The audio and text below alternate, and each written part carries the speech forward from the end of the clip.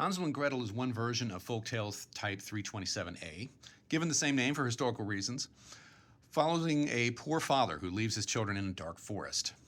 Twice they find their way back home using scattered pebbles, peas, or breadcrumbs, but on the third night birds scatter them and they wind up at a gingerbread house owned by a witch or an ogress who then captures them with the intent to eat them. The boy is fattened up while the girl is forced to do housework. The boy then uses a stick or a bone to fool the witch into thinking he's skinny, but it's actually the girl who fools the witch into entering the oven or the fire where she is killed.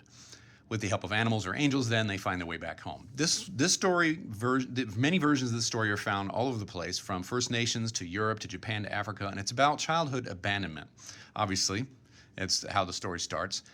And that's, of course, a universal problem. But the real psychology of this story shines when the children enter the dark forest, which symbolizes the inner dynamics that child abandonment causes.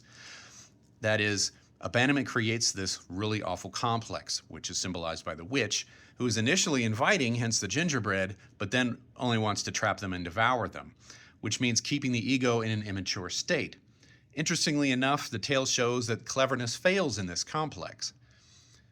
And the boy repeatedly comes up with these clever schemes, but first to get back home, which doesn't work, and then to delay the witch, which also doesn't work.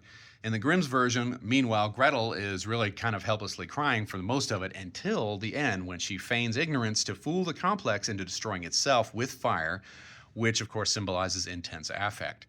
In other words, overcoming the devastating emotional complex that arises from abandonment, which is initially inviting and protecting in a sort of motherly sort of way, but then turns out to be terrifying and devouring, that leads to things like borderline personality disorder, attachment problems, and so forth.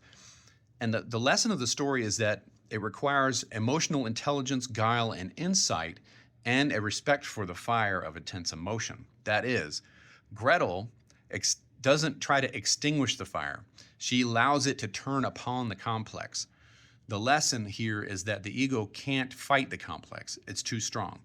The ego has to access that fire of emotion and turn it on the complex rather than allow the complex to consume the ego, which is why I say that in this story anyway, Gretel winds up being metal AF.